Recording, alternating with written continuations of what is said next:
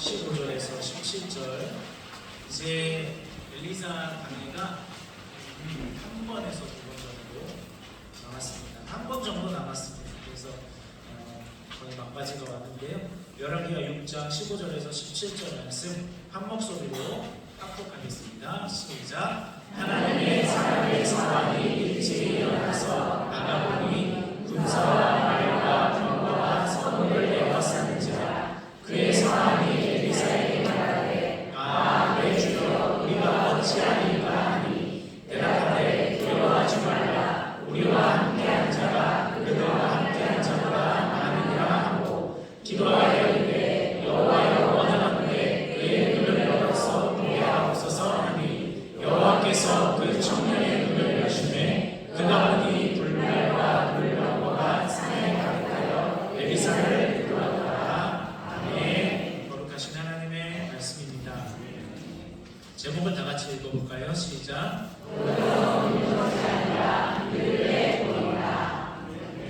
보여서 믿는 것이 아니라 믿을 때 보이는 줄로 믿습니다. 하나님의 법칙입니다. 하나님께서 이스라엘 백성들을 가나안 땅으로 인도하셨죠. 그래서 이스라엘 백성들이 이곳에 나라를 세우고 거주를 하게 되는데, 이 가나안 땅을 왜 복된 땅이라고 할까요? 젖과 꿀이 흐르기 때문에, 물질적으로 풍족하기 때문에, 농사가 잘 되기 때문에.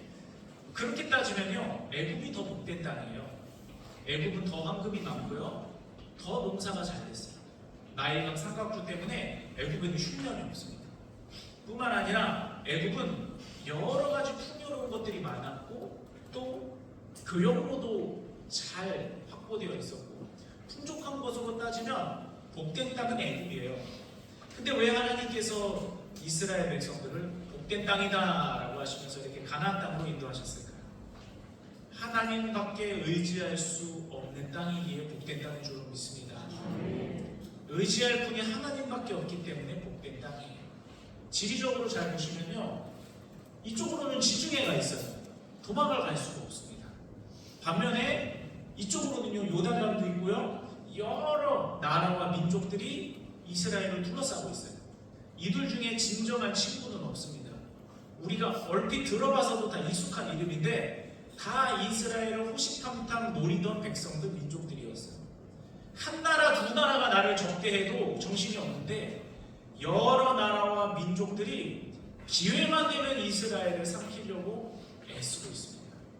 이처럼 이스라엘 땅은요, 그냥 젖과 꿀이 흐르기 때문에 복된 땅이다, 그게 아니라 하나님밖에 의지할 수 없기에, 하나님으로 인해서 생존하는 땅이기에 복된 땅인 줄로 믿습니다. 우리의 삶에도 이와 같은 상황이 놓일 때가 있어요. 어느 쪽에는 바다가 가로막고, 어느 쪽에는 뭐가 가로막고, 어느 쪽에는 뭐가 가로막고, 사방이 우겨싸움을 당하는 것처럼, 우리의 삶이 광야에 놓인 것처럼, 고립되는 것처럼, 어려움에 둘러싸인 것처럼 그런 상황이 있을 수 있습니다. 하지만 여러분, 그때 우리가 상황을 뛰어넘어서 선포했으면 좋겠어요. 하나님께서는 여기서도 복되게 하실 수도 있는 줄로 믿습니다. 하나님께서는 이 상황에서도 은혜로 바꾸실 수 있는 줄로 믿습니다. 우리가 하나님 앞에 그것을 선포하고 말하고 기도할 수 있게 되기를 소원합니다. 하나님을 의지할 때 지켜지고 승리하고 부흥하고 말씀처럼 젖과 꿀이 흐르는 것처럼 진짜로 풍족하게 되는 줄로 믿습니다. 반면에 하나님을 붙잡는 신앙이 약해지면 역사적으로 국력도 약해졌어요. 하나님을 잘 붙들 때는 별거 없거든요. 그들이 강력할 수 있는 어떤 이유가 없는데 강한 나라가 돼요. 하지만 하나님을 멀리할 때는 자연스럽게 그들의 국력이 약해집니다. 그래서 반으로 갈라지기도 하고요, 포로로 끌려가기도 하는 거예요. 이스라엘 백성들의 생존법은 오직 하나님만을 의지하는 것인데, 하나님을 떠났기 때문에, 하나님이 그들을 떠난 것이 아니라 그들이 하나님의 보호하심을 떠났기 때문에 자연스럽게 여러 나라들이 이스라엘을 공격하기 시작해요. 그들 중에 대표적인 나라는 아람이라는 나라였습니다. 이 아람이라는 나라도 잘 보면요, 사실 사방에 둘러싸여 있어요. 이스라엘처럼 차라리 바다를 등지고 있으면 이쪽은 그래도 버틸만한데 다 둘러싸여 있기 때문에 때문에 이 아람 왕국도 뭔가 돌파구가 필요했어요. 근데 그 중에 제일 약해 보이는 나라, 바다로 진출할 수 있는 나라가 북이스라엘이거든요. 그래서 북이스라엘로 침공에 들어오기 시작합니다. 국력 대 국력으로 부딪히면 이스라엘은 아람 왕국의 상대가 되지 않아요. 아람 왕국이 훨씬 더 강력한 국가였습니다. 그런데 이상한 건 뭐냐면요, 아람 왕국이 딱 각을 잡고 계획을 치밀하게 세우고 쳐들어올 때마다, 침공을 할 때마다 번번이 실패하는 거예요. 그 이유는 무엇일까? 성경에서 이야기하고 있습니다. 열왕기하 9장 10절에서 보면요, 하나님의 사람이 이스라엘 왕에게 보내 이르되 왕은 삼과 아무 곳으로 지나가지 마소서. 아람 사람이 그곳으로 나오나이다 하는지라. 이스라엘 왕이 하나님의 사람이 자기에게 말하여 경계할 곳으로 사람을 보내 방비하기가 한두 번이 아니지라. 아멘. 엘리사가 하나님으로부터 영감을 받는 거예요. 하나님으로부터 깨달음을 얻는 겁니다. 하나님께서 손바닥 들여다보듯이 엘리사에게 다 알려주시는 거예요. 아람 왕국이 이만큼의 병사를 가지고 이 길로 이렇게 침공하고 있다. 그 길을 엘리사가 알려주니까 이스라엘 왕이 하는 것은 거기에 매복하고 지키고 있다가 손쉽게 승리를 얻는 거예요.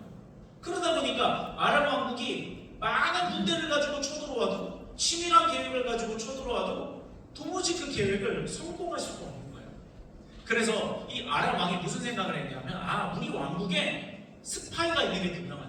그렇지 않고서는 1급 비밀, 특급 비밀로 정말 소수의 장군들만 모여서 회의한 이 전략 회의를 그들이 어떻게 알 수 있는 방법이 없는데 어떻게 알았을까?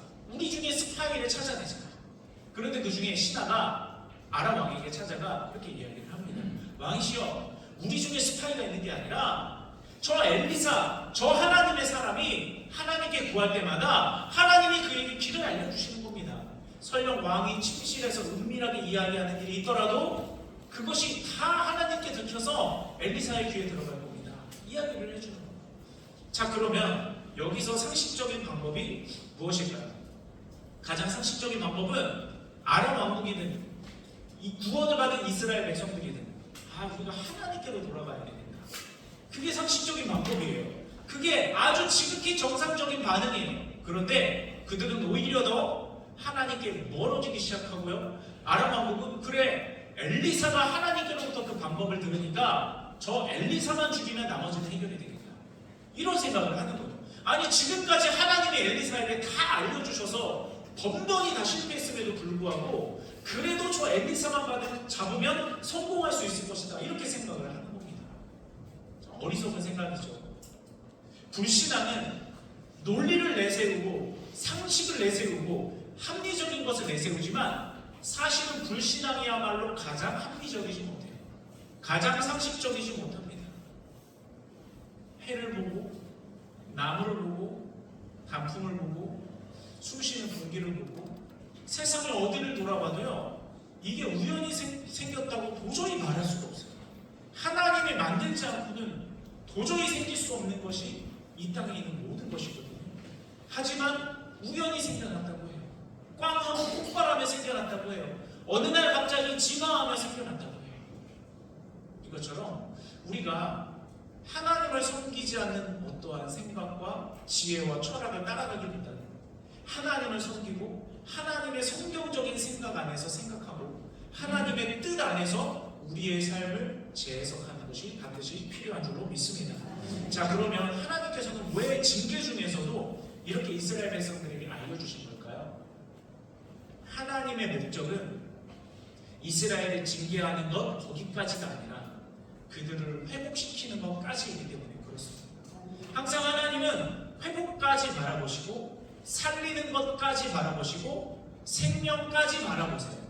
회복까지 바라보세요. 그래서 이스라엘 백성들에게 그것을 알려주셔서 하나님을 의지하면 우리가 살 수 있구나, 하나님을 의지해야만 우리가 이길 수 있구나, 그것을 알려줘서 그들을 구원하고 싶으셨던 것입니다. 하나님이 숭배받고 싶어서 그런 게 아니에요. 하나님은 우리의 숭배가 필요한 분이 아니십니다. 우리의 숭배를 받고 싶어서 그러시는 게 아니라 우리를 구원하시고 우리를 하나님의 사람이 누릴 수 있는 축복을 누리고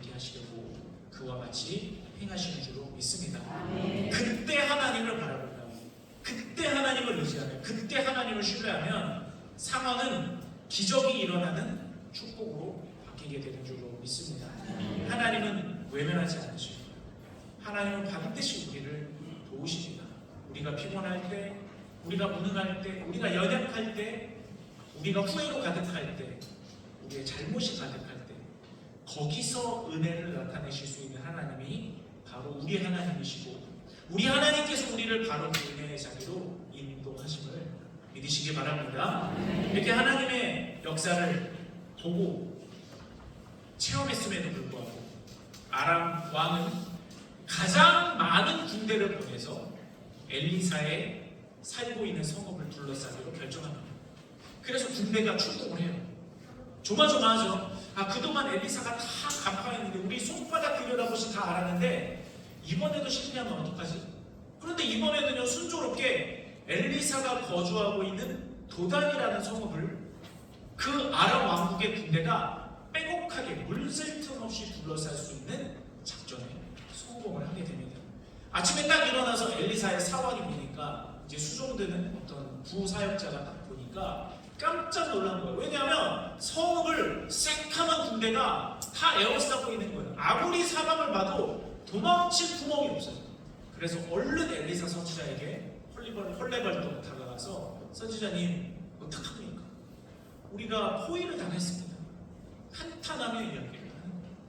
그런데 그때 엘리사가 한 대답을 우리가 주목해 볼 필요가 있습니다. 열왕기하 6장 16절에서 17절인데요. 우리 같이 한번 읽어보겠습니다. 우리의 삶에 주시는 하나님의 말씀을 주로 읽고 같이 읽겠습니다. 시작. 대답하되 두려워하지 말라. 우리와 함께한 자가 그들과 함께한 자보다 많으니라 하고 기도하여 이르되 여호와의 원하건대 그의 눈을 열어서 보게 하옵소서 하니 여호와께서 그 청년의 눈을 여시매 그가 보니 불말과 불병거가 산에 가득하여 엘리사를 불렀더라. 아멘. 자, 이 말씀을 그대로 보면 어떤 모습이 있느냐 하면 하나님께서 엘리사를 도우시는 장면이 나와요. 대답하되 두려워하지 말라. 우리와 함께한 자가 그들과 함께한 자보다 많다. 이 청년 사원은 하나님이 우리와 함께하고 있다는 것을 발견하지 못합니다. 그런데 엘리사는 그것을 아주 분명하게 발견해요. 그 차이는 뭘까요? 이 청년 사원은 군대는 봤어도 하나님은 보지 못했어요. 군대는 봐도 군대보다 더 큰 하나님을 바라보지는 못했습니다. 하지만 엘리사는 군대는 하나하나 한 명 한 명 다 세진 않았어요. 병거가 몇 대 있고 말이 몇 마리가 있고 하나하나 자세하게 세어보지는 못했어요. 하지만 분명한 것은 뭐냐면 그 군대보다 크신 하나님을 바라봤다는 것입니다. 그 차이는 바로 하나님을 믿는 것에 있습니다. 하나님을 믿을 때 보이는 거예요. 하나님을 믿을 때 깨달아지게 되는 줄로 믿습니다. 우리 같이 한번 화면을 보고 읽어보실까요? 시작.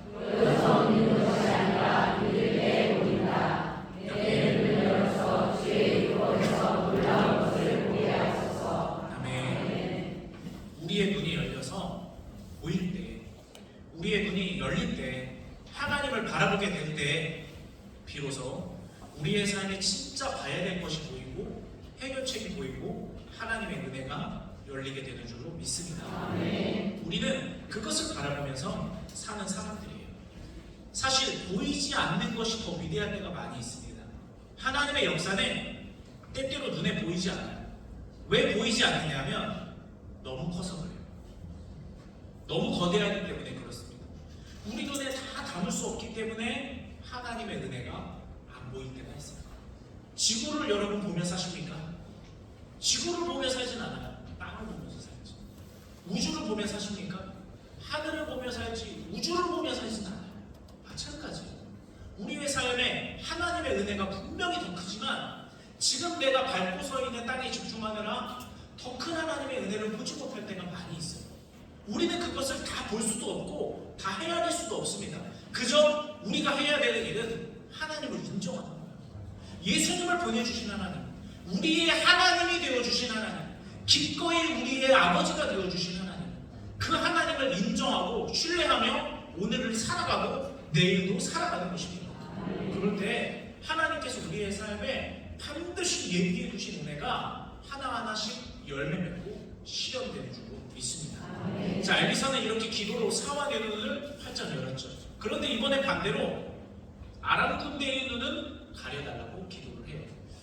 여러분, 우리 가족 중에 인간 기도를 위해 기도하시는 분들이 많이 있는데, 전도를 위해 기도하시는 분 많이 있는데, 엘리사와 같이 기도하세요. 하나님, 내가 사랑하는 누구누구의 눈을 열어주세요. 내가 사랑하는 누구누구가 내가 만났던 그 예수님의 감격을 느낄 수 있도록 그의 마음의 눈을 열어주세요. 이렇게 중보하십시오. 하나님께서 엘리사의 기도를 들어주신 것처럼 여러분의 기도를 들어주셔서 그 사람의 눈을 열어주실 줄로 믿습니다.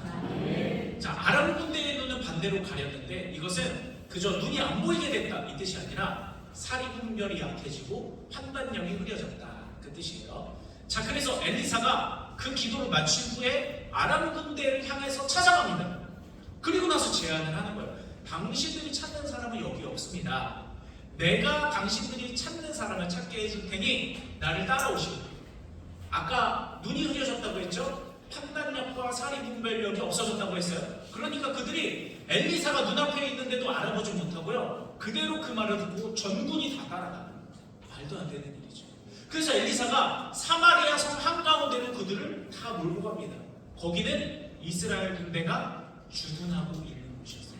그러다 보니까 자연스럽게 이스라엘 군대 안에서 그 안에 있는 모든 백성들이 다 아람 군대가 포위되게 되는 거죠. 그리고 엘리사가 다시 눈을 열어주셔서 기도하니 그들이 깨닫게 되는 거예요. 아, 우리가 저 엘리사 때문에, 저 엘리사가 믿는 하나님 때문에 이번에도 패배해서 포위를 당하게 됩니다. 이때 북이스라엘 왕이 어떻게 하느냐면요, 엘리사에게 당장 저들을 치겠다고 이야기해요. 당장 저들을 다 몰살시키겠다고 이야기합니다. 얼마나 억울했겠어요. 얼마나 일에 가랐겠어요. 항상 아람 왕국 때문에 두려움에 떨며 살았는데, 그런데 이때 엘리사가 전혀 뜻밖의 제안을 그 왕에게 하게 됩니다. 열왕기하 6장 22절에서 23절을 보면요, 대답하되 치지 마소서, 칼과 활로 사로잡은 자인들 어찌 치리이까. 여기서 하나님의 마음이 나타나요. 많은 사람들이 구약 성경에서 하나님을 왜 이렇게 사람들을 많이 죽게 하시는가 이렇게 이야기를 하는데, 하나님의 초점은 살리는 데 있어요. 하나님의 초점은 이방인도 하나님을 알게 되는 것에 있어요. 그 선을 넘었을 때, 더 이상 그들이 돌아올 수 없는 강을 건넜을 때 하나님이 그 방법을 쓰시는 것이지, 하나님의 초점은 언제나 살리는 것에 있어요. 떡과 물을 그들 앞에 두어 먹고 마시게 하고 그들의 주인에게로 돌려보내소서 하는지라. 왕이 위하여 음식을 많이 베풀고 그들이 먹고 마시게 놓아버리니 그들이 그들의 주인에게로 돌아가니라. 이로부터 아람 군사의 부대가 다시는 이스라엘 땅에 들어오지 못하니라. 엘리사는 왜 이렇게 어리석어 보이는 제안을 했을까요? 저였다면 쳤을지도 모를 것 같아요. 왜냐하면 이 군대가 보통 군대가 아니잖아요. 나만 치는 군대가 아니라 우리의 백성, 우리의 민족, 우리의 아내, 우리의 남편, 우리의 자녀들을 다 죽이러 온 사람들이에요. 근데 어떻게 그냥 돌려보내요? 무기라도 뺏어야 되지 않겠습니까? 뭐라도 해야 되지 않겠어요? 근데 떡과 물을 먹여서 대접해서 돌려보내잖아요. 엘리사는 어떻게 이렇게 할 수 있었을까요? 두 가지 이유가 있습니다. 첫째, 자신이 있었기 때문에. 지금 이들이 누구 덕분에 승리했죠? 하나님 덕분에 승리했어요. 다음에도 하나님은 우리의 하나님이십니까? 네, 우리의 하나님이세요. 그래서 자신이 있었던 거예요. 이번에도 도우신 하나님이 나중에도 도우실 것이기 때문에, 이번에도 우리가 하나님으로 이겼기 때문에 다음에도 우리가 하나님을 붙잡는 한 패배하는 일은 없기 때문에, 하나님을 모두 다 보이는 그 군대만 볼 때 보이지 않는 하나님을 보고 엘리사는 자신이 있었던 거예요. 우리의 삶에 담대함이 필요할 때가 있어요. 사람 앞에 주눅 들지 말아야 되고, 돈 앞에 주눅 들지 말아야 되고, 권력 앞에 주눅 들지 말아야 되고, 상황 앞에 주눅 들지 말아야 되고, 우리가 담대함이 필요할 때가 있습니다. 그때 우리의 용기가 되어주시는 분은 누구신가요? 하나님이 우리의 하나님이라는 사실, 그 팩트 하나가 우리를 자신 있게 하는 것입니다.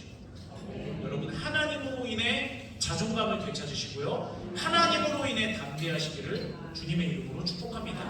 내가 하나님 앞에 떳떳하면 주눅들 필요 없어요. 하나님이 도와주실 줄 믿습니다. 둘째는 뭐냐면요. 이게 더 지혜로운 방법이기 때문에 그래요. 자, 만약에 그 군사들을 다 죽였다고 칩시다. 군사가 죽으면 다시 징병해서 다시 군대를 모집하면 돼요. 그리고 다시 더 이를 갈며 쳐들어오겠죠. 하지만 싸울 명분을 잃어버리면 아무리 군대를 많이 조직을 해도 싸울 수가 없어요. 지금 엘리사가 한 일은 뭐냐면 군사의 숫자를 줄인 게 아니라 아예 전쟁의 명분을 없애버려요. 이들이 쳐들어올 명분이 없어요. 만약에 명분 없는 전쟁을 일으켰다? 왕의 왕권이 하락하게 됩니다. 왕은 그런 무리수를 둘 수가 없어요. 그래서 엘리사는 오히려 전쟁의 명분을 없애버림을 통해서 평화를 유지하게 되고 그들을 살려내게 되고 그들 중에 혹여라도 하나님을 인정하는 사람이 있다면 하나님의 은혜를 얻게 되는 줄로 믿습니다. 하나님께서 이렇게 은혜를 베푸시자 그들이 쳐들어오지 아니하고 하나님을 인정하게 되는 일이 일어나게 됩니다. 말씀을 결론 맺겠습니다. 엘리사는 지금까지 말씀들을 쭉 보시면 절체절명의 위기들을 계속 맞이해요. 하지만 당황하지 않아요. 하나님이 보기 때문에. 나를 붙잡고 있는 하나님의 손길이 느껴지기 때문에 우리가 그 하나님을 의지하며 사는 삶이 되기를 원합니다. 문제도 정확히 보지만 문제보다 더 크신 하나님을 보는, 그래서 보이지 않는 하나님으로 인해 보이는 것보다 더 큰 은혜를 경험하는 우리 모두가 되기를 주님의 이름으로 축복합니다. 하나님을 분명히 보십시오. 나머지 봐야 될 것들이 보일 줄로 믿습니다. 그것을 기억하며 함께 찬양하겠습니다.